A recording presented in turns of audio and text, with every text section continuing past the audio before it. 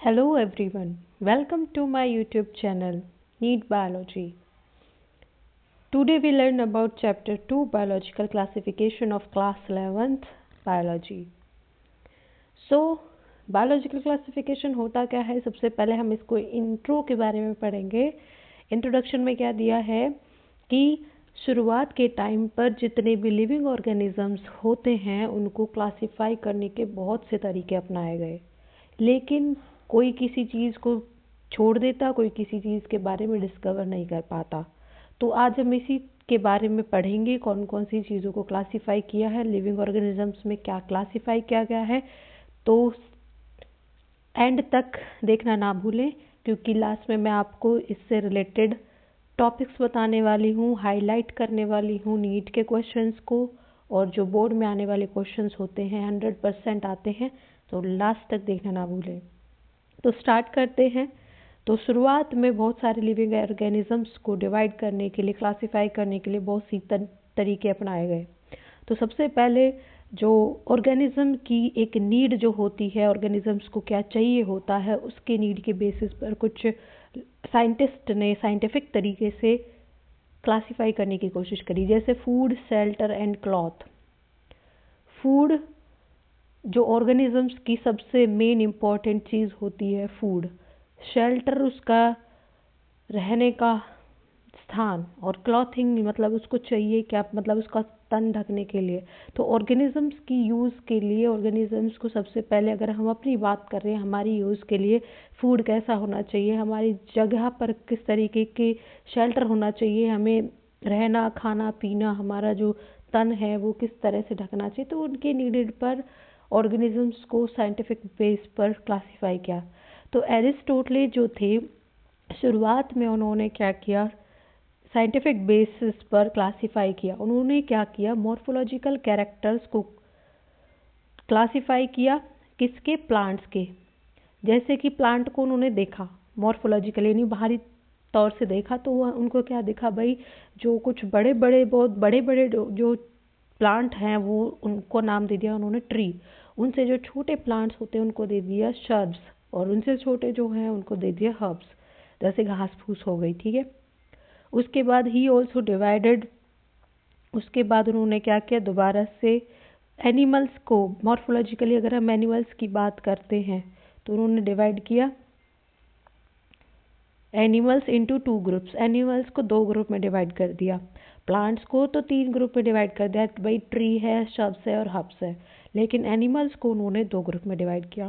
पहला है red blood cell, जिनके पास रेड ब्लड्स होते हैं और जिनके पास रेड ब्लड नहीं देखने को मिलता। तो एनिमल्स को भी उन्होंने 2 ग्रुप में डिवाइड किया। उसके बाद चलते हैं हम दूसरे साइंटिस्ट के पास, जिनका नाम है लिनियस। लिनियस ने 2 किंगडम क्लासिफिकेशन दिया, यानी कि जिसको नाम दिया प्लांटे और एनिमिलिया किंगडम। ठीक है। इन्होंने क्या देखा, kingdom was developed that included all plant and animal respectively, यानी कि इस किंगडम में उन्होंने प्लांट को प्लांट्स में रखा, एनिमल्स को एनिमल्स में रखा, उन्होंने एनिमल को भी नहीं डिवाइड किया। उसके बाद देखते हैं, this system did not distinguish between eukaryotes and prokaryotes, unicellular and multicellular. तो जो हमारे लिनियस साहब थे, उन्होंने क्या किया, इन चीज़ों को डिवाइड करना भूल गए कि यूकैरियोटिक ऑर्गेनिज्म कौन से होते हैं, प्रोकैरियोटिक ऑर्गेनिजम्स कौन से होते हैं, यूनिसेलुलर कौन से होते हैं, मल्टीसेलुलर ऑर्गेनिजम्स कौन से होते हैं, या फिर फोटोसिंथेसिस कौन करता है, नॉन फोटोसिंथेटिक यानी फंगी। फंगी को भी इन्होंने प्लांट में रख दिया, ग्रीन एल्गी को भी इन्होंने प्लांट में रख दिया। तो इस तरीके से जो ऑर्गेनिजम्स है वो अच्छे से क्लासीफाई नहीं हो पाए, सिर्फ उन्होंने बताया प्लांट है, ये एनिमल है। Classification of organisms into plant and animal was easily done and was easy to understand. लेकिन प्लांट और एनिमल्स को हम आसानी से देख सकते हैं, पढ़ सकते हैं, इनके बारे में जान सकते हैं, लेकिन large number of organism did not fall into either category. जो बहुत सारे ऑर्गेनिजम्स ऐसे होते हैं जो प्लांट और एनिमल में आते ही नहीं हैं, तो वो चीज़ तो उन्होंने डिफाइन नहीं की। The two kingdom classification use for long time found इनएडिक्वेट। तो यानी कि बहुत टाइम तक ये चीज़ जो है वो चलती रही, इस पर डिबेट भी चलता रहा, भाई तुमने तो ये चीज़ें डिफाइन नहीं की, लेकिन पुराने टाइम पर इन चीज़ों को बहुत मानते रहे, भी प्लांट है एनिमल है, क्योंकि इनको आसानी से देख सकते हैं हम, और चीज़ों और जो हाई लेवल की जो लार्ज नंबर में ऑर्गेनिज्म है उनको नहीं देख पाते। ठीक है, beside gross morphologically a need was also feed to including other characters like cell structure, nature of wall, mode of nutrition, habitat, method of reproduction, evolutionary relationships, etc. तो इसके अलावा जो चीज़ें चल रही थी मॉर्फोलॉजिकली, तो हम उसमें जो इंक्लूड कैरेक्टर्स है, जैसे कि भाई सेल का स्ट्रक्चर क्या है, सेल का जो वॉल है उसका नेचर कैसा है, सेल जो है उसको कैसा न्यूट्रिशन पसंद है, कैसे हैबिटाट में वो रहती है, वो रिप्रोड्यूस कैसे करते हैं, यानी कि एक सेल दो सेल में कैसे डिवाइड हो रही है, और इवोल्यूशनरी रिलेशनशिप यानी कि जो हमारा आसपास का इन्वायरमेंट है उसके साथ वो कैसे किन चीज़ों पर वो कनेक्टेड है। ठीक है, इसके अलावा हम बात करते हैं classification system of living through plant and animal kingdom has been constant under all different systems. The understanding of what groups organisms be included under this kingdom have been changing. The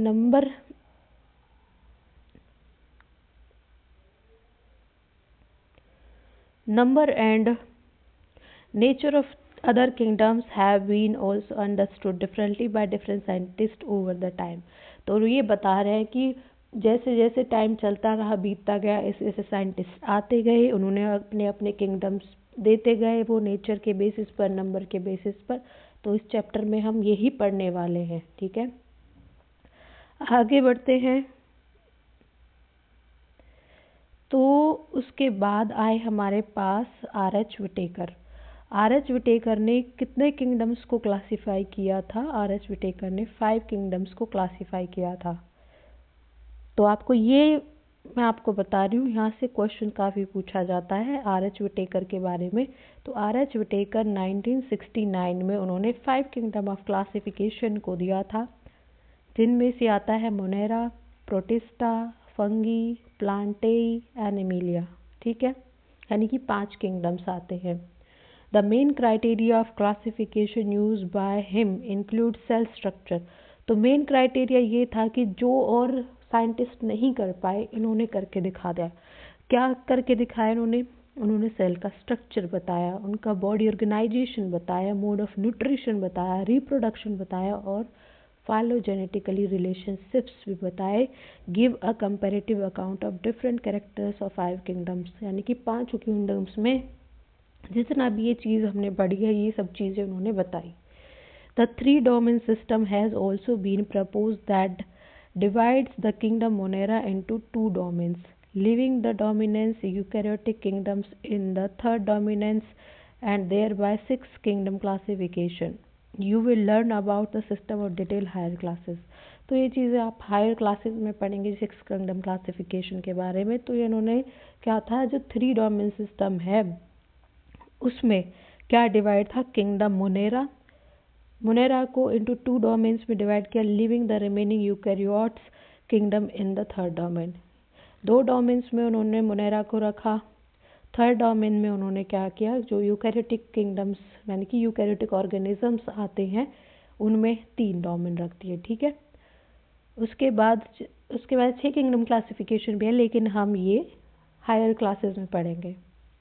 तो आगे बढ़ते हैं, तो हम आपको दिखाते हैं,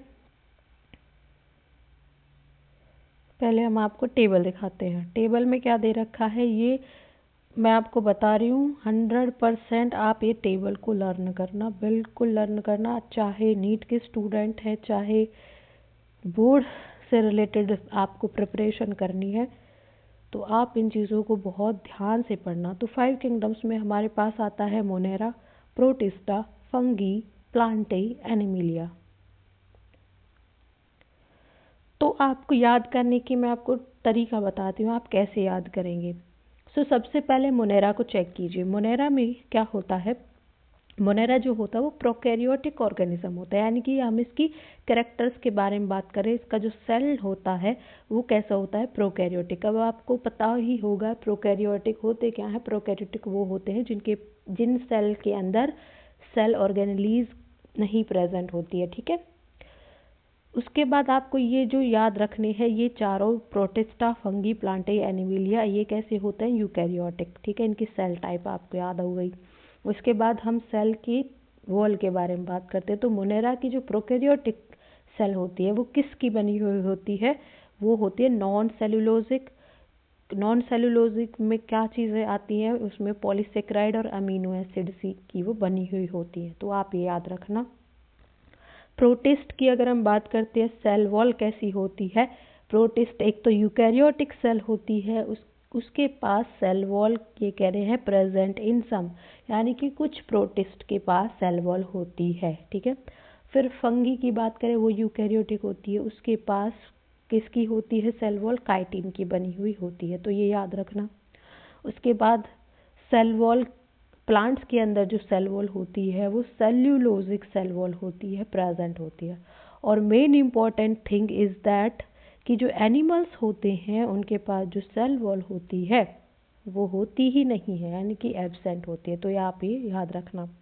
उसके बाद न्यूक्लियर मेम्ब्रेन की अगर हम बात करते हैं, यानी कि हम धीरे धीरे सेल के अंदर घुस रहे हैं, तो आप ये याद कर सकते हैं। सबसे पहले आप बाहर देखेंगे, फिर उसके दीवारें चेक करेंगे, घर की तरह आप एक चीज़ को याद कर सकते हैं ना, ऐसे याद करना।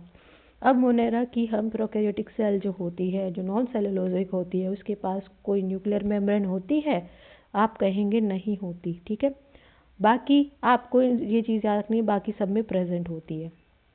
न्यूक्लियर मेम्ब्रेन सेल के पास प्रोटिस्ट, फंगी, प्लांटे और एनिमल्स के पास होती है, ठीक है। उसके बाद हम इनका बॉडी ऑफ ऑर्गेनाइजेशन पढ़ें तो बॉडी ऑर्गेनाइजेशन का कैसा होता है, यानी कि मोनेरा जो सेल होती है वो कैसी बनी हुई होती है सेल्यूलर। प्रोटिस्ट में भी सेल्यूलर होती है, यानी कि यूनिसेलुलर ये कह रहे हैं, यानी कि एक ही सेल की बनी हुई होती है। लेकिन फंगी जो होती है वो मल्टी सेल्यूलर होती है, लूज टिश्यू, यानी कि थोड़े बहुत उसमें टिश्यूज़ भी देखने को मिलते हैं, लेकिन वो मल्टी सेल्यूलर होती है फंगी। प्लांट्स की अगर हम बात करें तो प्लांट्स में टिश्यू और ऑर्गन होते हैं, यानी कि बहुत सारे सेल मिलाकर के टिश्यू बनाते हैं और ऑर्गन बनाते हैं, लेकिन उनके पास एक पर्टिकुलर सेल नहीं होती को काम करने के लिए, उसके लिए एक टिश्यूज बन जाते हैं, ठीक है। एनिमल्स की बात करें तो उसमें टिश्यू होता है, ऑर्गन होता है, ऑर्गन सिस्टम भी होता है, यानी कि पूरा एक सिस्टम चलाने के लिए बहुत सारे ऑर्गन्स मिलकर के काम कर रहे होते हैं। तो आगे हम बात करते हैं मोड ऑफ न्यूट्रिशन की। तो न्यूट्रिशन जो होता है, यानी कि जो मोनेरा होती है वो कैसे न्यूट्रिशन में रहते हैं, यानी कि कैसा टाइप होता है उनका। तो मोनेरा की अगर हम बात करें तो ये ऑटोट्रॉफिक होते हैं, जिसमें कीमोसिंथेसिस और फोटोसिंथेसिस आता है। ऑटोट्रॉफ्स वो होते हैं जो अपना खाना खुद बना लेते हैं, या तो वो सनलाइट से बनाएंगे या फिर किसी को कीमोसिंथेसिस यानी कि कुछ केमिकल्स को तोड़ करके वो खाना खाएंगे। और कैसे होते हैं मोनेरा, होते हैं हेट्रोट्रॉफिक। हेट्रोट्रॉफिक में आता है सैप्रोफिटिक और पैरासिटिक, यानी कि जो दूसरों पर डिपेंड होते हैं। तो मोनेरा दोनों तरीके के होते हैं, यानी कि अपना खाना खुद भी बना सकते हैं और किसी और पर भी डिपेंड हो सकते हैं। लेकिन जब हम प्रोटिस्ट पर आते हैं, प्रोटिस्ट जो होते हैं वो ऑटोट्रॉफिक होते हैं, यानी कि फोटोसिंथेसिस होते हैं, लेकिन ये कोई केमिकल रिएक्शंस नहीं करते, फोटोसिंथेसिस करते हैं ओनली ऑटोट्रॉफ्स में, और ये हेट्रोट्रॉफिक होते हैं, ठीक है। उसके बाद अगर हम फंगी की बात करते हैं, फंगी जो होती है वो हेट्रोट्रॉफिक होती है, यानी कि फंगी सेप्रोफिटिक भी होती है, पैरासिटिक, यानी कि हेट्रोट्रॉफ्स के अंदर सेप्रोफाइट आता है, पैरासाइट आता है, ठीक है। तो हेट्रोट्रॉफ मतलब ये दूसरों पर डिपेंड होगी। प्लांट्स की अगर हम बात करते हैं तो आपने सबने ये देखा होगा प्लांट्स अपना खाना खुद बनाते हैं, तो ये कैसे होंगे, ऑटोट्रॉफिक, यानी फोटोसिंथेसिस करते हैं ये। उसके बाद अगर हम एनिमल्स की बात करें तो एनिमल्स भी आपको अच्छे से याद हो गया होगा कि जो एनिमल्स होते हैं वो हेट्रोट्रॉफिक होते हैं, यानी कि हेट्रोट्रॉफ में होलोजोइक आता है और एक सेप्रोफिटिक आता है, ठीक है। तो जो ये चीज़ें हैं, होलोजोइक, सेप्रोफिटिक हो गया, कीमोसिंथेसिस हो गया, पैरासाइट हो गया, ये चीज़ें हम आपको आगे डिस्कशन में करके बताएंगे। तो आगे देखते हैं क्या है।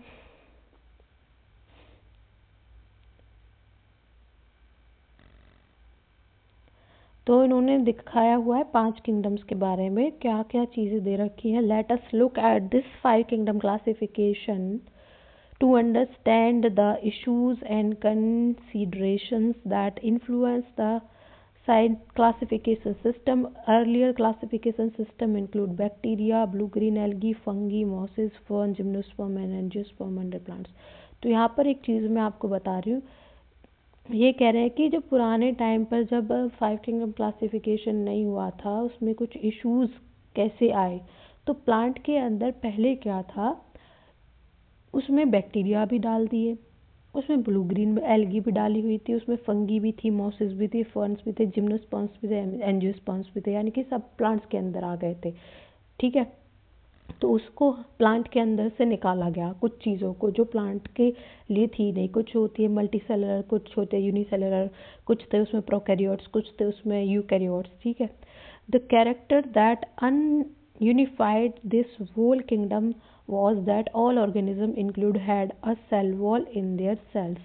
तो उन्होंने देखा कि जितने भी ऑर्गेनिजम्स थे उनके पास सेल वॉल है, उनकी सेल के पास। तो इन चीज़ों को उन्होंने क्लासीफाई किया।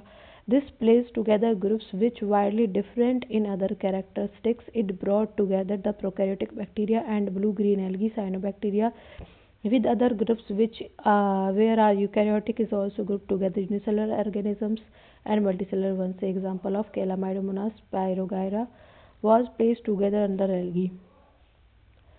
तो आपको यहाँ पर कुछ इश्यूज देखने को मिले होंगे। ऐसा लग रहा होगा कि जब भाई ये प्लांट होते हैं, इनके पास सबके पास तो सेल वॉल है, लेकिन इनको हम ऐसे क्लासीफाई कैसे करें। तो फिर उसके बाद आ गए ये प्रोकैरियोट और यूकैरियोट्स के बेसिस पर। तो उन्होंने देखा कि जो प्रोकैरियोटिक बैक्टीरिया होते हैं और जो ब्लू ग्रीन एल्गी हो गए जैसे साइनोबैक्टीरिया, और जो अदर ग्रुप्स होते हैं जो यूकैरियोटिक हैं, तो उनको भी उन्होंने किस में रखा, एक ही जगह पर रखा। लेकिन वो उस चीज़ में कंफ्यूज हो गए, भाई कोई चीज़ तो सिमिलर मिल रही है इनमें, कोई चीज़ इनमें डिफरेंट मिल रही है, तो किसके बेसिस पर इनको अलग किया जाए। ठीक है, तो उन्होंने और किन चीज़ों को एक साथ जोड़ दिया, जैसे कि यूनिसेलुलर ऑर्गेनिज्म होता है और मल्टीसेलुलर ऑर्गेनिज्म होता है, जैसे कैलामाइडोमोनास और स्पाइरोगायरा, इनको भी एल्गी के अंदर ही रख दिया इन्होंने। The classify did not different between the heterotrophic group fungi and autotrophic green plant. तो ये उन्होंने क्लासीफाई कर ही नहीं पाए, जो हेटरोट्रॉपिक फंगी होती है और ऑटोट्रॉपिक ग्रीन प्लांट्स होते हैं, उन्होंने एक ही जगह रख दिए। दो they also show the characters different in wall composition. Fungi की जो वॉल होती है वो काइटिन की बनी हुई होती है, तो उन्होंने इस चीज़ को भी नहीं देखा था। ठीक है, इसके बाद हम बात करते हैं आगे।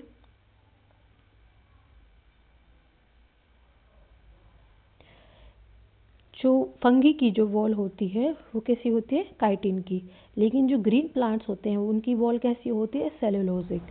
When such characters was considered in fungi were placed in the separate kingdom fungi. जब ये कैरेक्टर हमने देखे कि भाई जो फंगी होती है उसकी तो वॉल ही काइटिन की बनी हुई होती है, वो तो हेट्रोट्रॉफिक होती है, प्लांट्स ऑटोट्रॉफिक होते हैं, तो बहुत सारे कैरेक्टर्स उसमें डिफरेंट पाए गए प्लांट से। तो उसका अलग से एक सेपरेट किंगडम बना दिया जिसको हम कहते हैं किंगडम फंगी। ठीक है, इसके बाद all prokaryotic organism were group together under kingdom Monera and the unicellular eukaryotic organism were place kingdom protista. तो ये सब चीज़ें देख देख करके जिसमें ज़्यादा चीज़ें डिफरेंस पाई जा रही थी उनको अलग अलग कर दिया जा रहा था। जैसे कि जितने भी प्रोकैरियोटिक ऑर्गेनिजम्स थे उनको मोनेरा किंगडम में रखा, और जितने भी यूनिसेलुलर यूकैरियोटिक ऑर्गेनिज्म, तो हमने पढ़ा था ना टेबल में, एक जो प्रोटिस्ट होते हैं वो कैसे होते हैं, यूकैरियोटिक। लेकिन आपको ये याद रखना होगा जो प्रोटिस्ट होते हैं वो कैसे यूकैरियोटिक होते हैं, यूनिसेलुलर यूकैरियोटिक होते हैं। उनको कहाँ पर प्लेस किया गया था, प्रोटिस्टा के अंदर, किंगडम प्रोटिस्टा। ठीक है, kingdom protista has brought together chlamydomonas, chlorella, early place in algae with in plants and both having cell wall. तो ये चीज़ें इन्होंने दे रखी है जो किंगडम प्रोटिस्टा में। फिर हम इनको क्या रखा, कैलामाइडोमोनास और क्लोरेला को भी रखा गया। पहले ये एल्गी में थे जो कि प्लांट्स के साथ थी, जिनके पास सेल वॉल होती है। with paramecium and amoeba were placed in animal kingdom which lack cell wall, यानी कि जो पैरामीशियम अमीबा थी जो कि पहले एनिमल किंगडम में थी, जिनके पास सेल वॉल नहीं होती, यानी कि एनिमल के पास तो क्या सेल वॉल नहीं होती, लेकिन जो पैरामीशियम और अमीबा थे उनके पास भी सेल वॉल नहीं होती। तो पहले के टाइम पर ये एनिमल के अंदर थे, लेकिन इनको निकाल करके दूसरे किंगडम में शिफ्ट कर दिया। It has put together organism which is early classified were placed in different kingdoms. That happened because the criteria of classification changed. The kind of change will take place in future to depending on improvement in our understanding of characters and evolution relationships. Over time, an attempt have been made evolve classification system which reflect not only the morphological, physiological, reproductive similarities. तो ये कह रहा है कि जो classification होंगे आगे जा कर के फ्यूचर में वो और भी अच्छे से क्लासिफाई होंगे, क्योंकि जैसे जैसे इंसान की शार्पनेस बढ़ती जा रही है, इवोल्यूशन रिलेशनशिप्स के बीच में वो कंपैरिजन करना शुरू कर रहे हैं, कैरेक्टर्स को पहचानना शुरू कर रहे हैं, वैसे ही क्लासिफिकेशन सिस्टम जो होगा और अच्छे से रिफ्लेक्ट होगा। मॉर्फोलॉजिकली ही नहीं, लेकिन हम फिजियोलॉजिकल और उनके रिप्रोडक्टिव सिमिलरिटीज़ के बेसिस पर भी उनको क्या कर सकते हैं, क्लासिफाई कर सकते हैं आगे जा कर के। तो इस चैप्टर में हम क्या पढ़ने वाले हैं, मोनेरा प्रोटिस्टा फंगी, जो कि विटेकर जी ने क्लासिफाई करे थे। किंगडम्स प्लांटे एनिमिलिया भी इनके पास इन्होंने क्या किया था, क्लासिफाई किया था। तो किंगडम प्लांट और एनिमल के किंगडम को हम चैप्टर 3 और 4 में सेपरेटली डिटेल में पढ़ने वाले हैं। तो अभी हम पढ़ने वाले हैं नेक्स्ट क्लास में मोनेरा के लिए। सो आप वेट करना, मैं आपको मोनेरा की क्लास जल्द ही प्रोवाइड कर दूंगी। हम किंगडम मोनेरा पढ़ेंगे, प्रोटिस्टा पढ़ेंगे, अलग अलग मैं आपको बताऊंगी। फिर लास्ट में हम इनको एक कंपाइल करके एक लास्ट रिवीजन मैं आपको प्रोवाइड कर दूंगी वन शॉट। सो आपको जो भी, आप नए हैं चैनल पे तो सब्सक्राइब कीजिए, लाइक कीजिए, शेयर कीजिए, बेल आइकन को दबाना ना भूलें। Thank you all.